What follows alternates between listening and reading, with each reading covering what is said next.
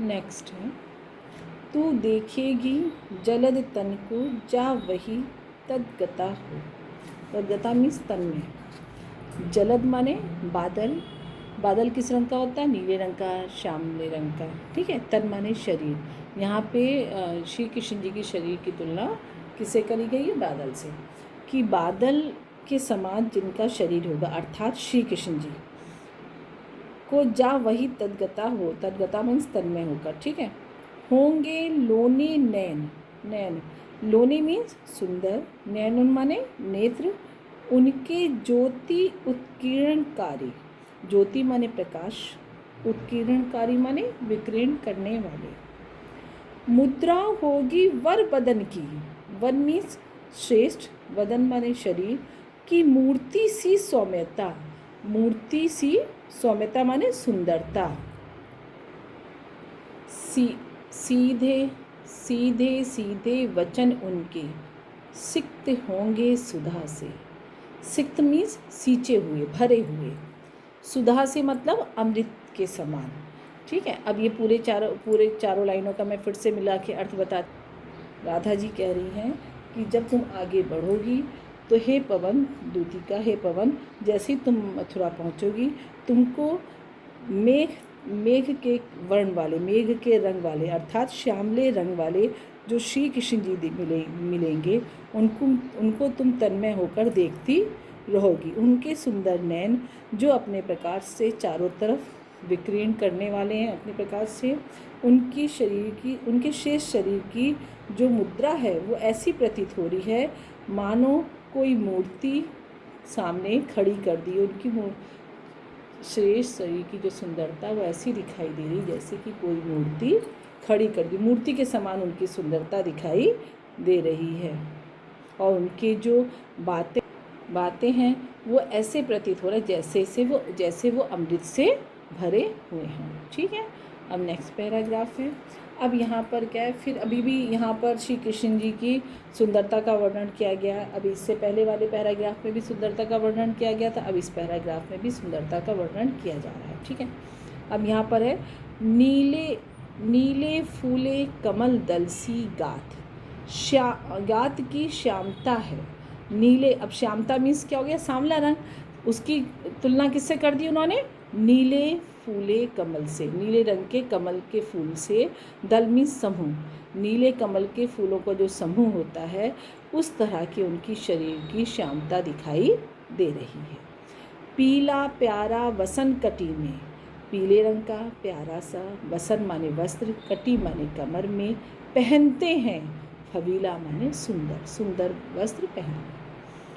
छोटी छोटी काली अलक मुख, अलक मुख माने बालों की लटें, मुख की मतलब अलक माने बालों की लट, मुख की कांति, कांति माने शोभा को या सुंदरता को बढ़ाती है, को है बढ़ाती, ठीक है, बढ़ाती है।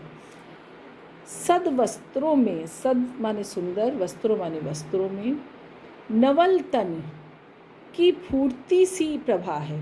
प्रभा मीन्स सुंदरता, चमक भी होता है मगर यहाँ पर सुंदरता कहेंगे, ठीक। चारों लाइन का मिला के अर्थ है।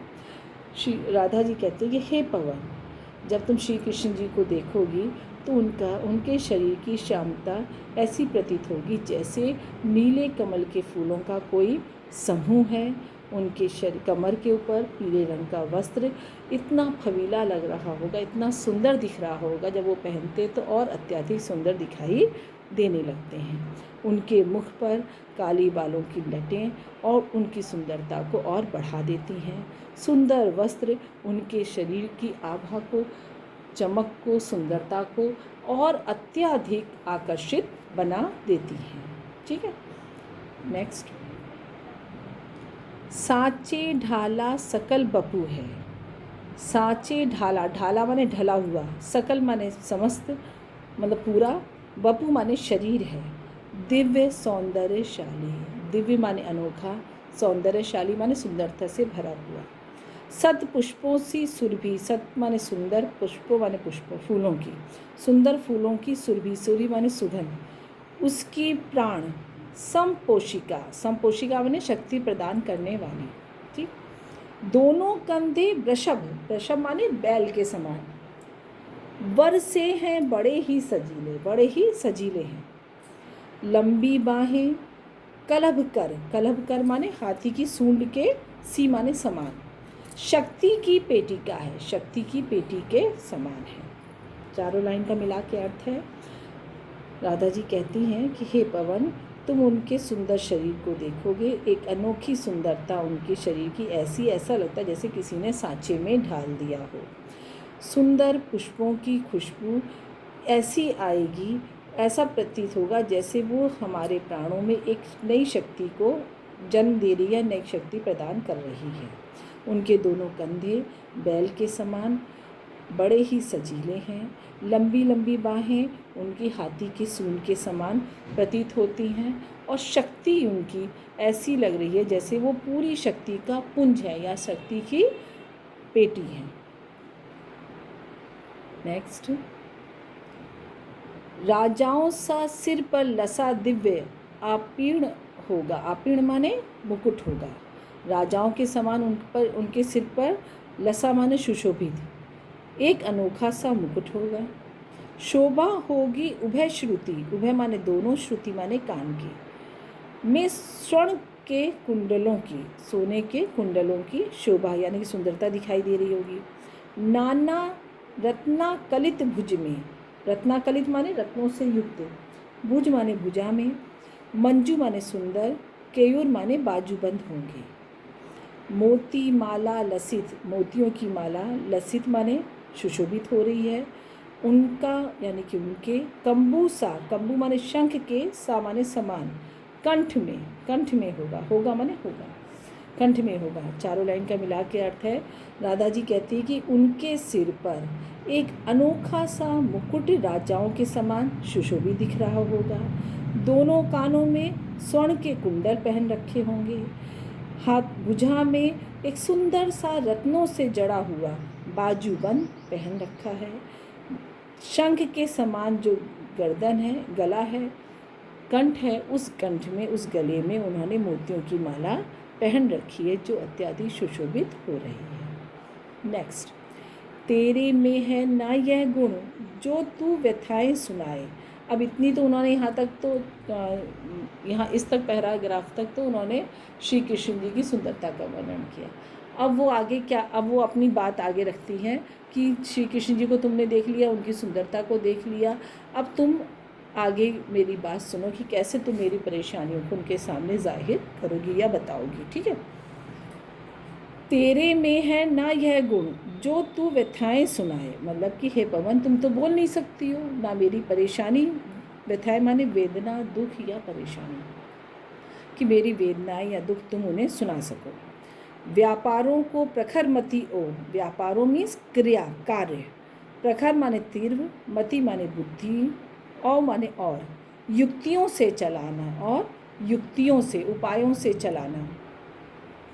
बैठे जो हो निज सदन में मेघ सी कांति वाले, बैठे हो निज सदन, सदन माने घर में, मेघ सी कांति वाले, मेघ बताया था ना अभी, मेघ माने बादल, बादल की चमक वाले, यानी कि बादल के समान सांवले रंग के जो श्री कृष्ण जी घर में बैठे हों, तो चित्रों को इस भवन के ध्यान से देख जाना।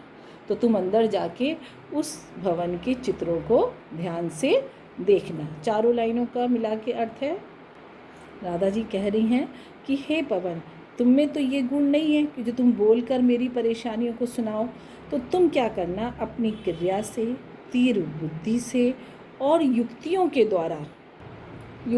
द्वारा तुम उस जगह पर जाना जहाँ पर देखना कि मेघ के समान कांति वाले श्यामले रंग के श्री कृष्ण जी जब अपने घर में बैठे हों, तो उस जिस जगह पर बैठे हों उस कमरे में, उस भवन के बहुत ध्यान से चारों तरफ घूम घूम कर देखना। ठीक। नेक्स्ट, जो चित्रों में विरह विधुरा का मिले चित्र कोई, विधुरा माने नायिका का, कह रही हैं कि अगर वहाँ पर जो कोई चित्र लगा है, मतलब उस भवन में जो चित्र लगा है, उस चित्र में कोई नायिका का चित्र ऐसा मिले जो विरह में डूबी हो, परेशान हो, तो जा के निकट उसको भाव से यूं हिलाना, तो तुम उस चित्र को बहुत भाव से हिला देना। ठीक।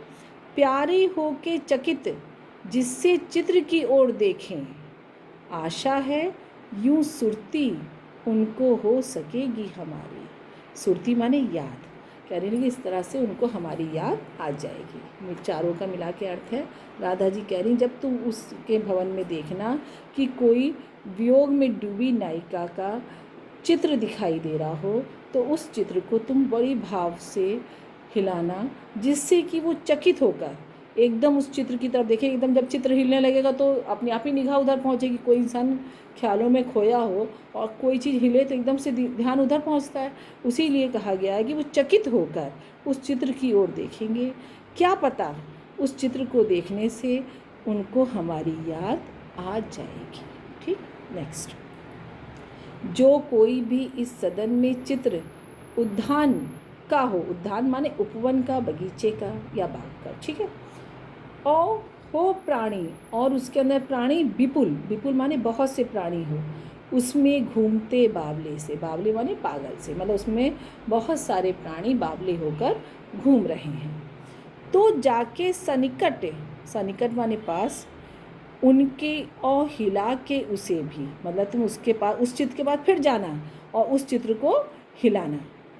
देवात्मा को सुरती ब्रज के व्याकुलों की कराना। देवात्मा कहा गया श्री कृष्ण जी को, सुरती माने याद, ब्रज के व्याकुल लोग, जो ब्रज के जो समस्त लोग श्री कृष्ण जी की याद में परेशान हैं, उनके लिए कहा जा रहा है कि उनके व्याकुल, श्री कृष्ण जी को उन व्याकुल लोगों की याद कराना। चारों लाइन मिला के अर्थ है कि जो कोई भी इस सदन में, इस घर के अंदर अगर बगीचे का या बाग का चित्र दिखाई दे, उस चित्र में बहुत से पागल बने हुए प्राणी घूम रहे हों, तो उस चित्र को भी जाकर तुम बड़ी भावना के साथ हिला देना, जिससे कि अचानक श्री कृष्ण जी उसको देखें और उनको ब्रज के उन व्याकुल पागल जो श्री कृष्ण जी के प्रेम में हैं, उन व्याकुल ब्रज के लोगों की याद आ जाए।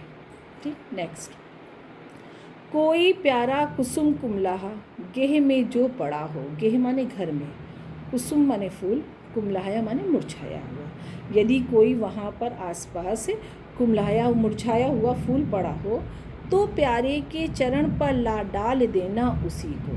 ठीक। यूँ देना ए पवन बतला, ए पवन तुम इस तरह बतला देना, फूल सी एक बाला, फूल के समान, सी माने समान, एक बाला, बाला माने किशोरी, मलाना हो, मलाना माने उदास, हो कमल पग, पग माने चरण, कमल रूपी चरण को चूमना चाहती है। ठीक।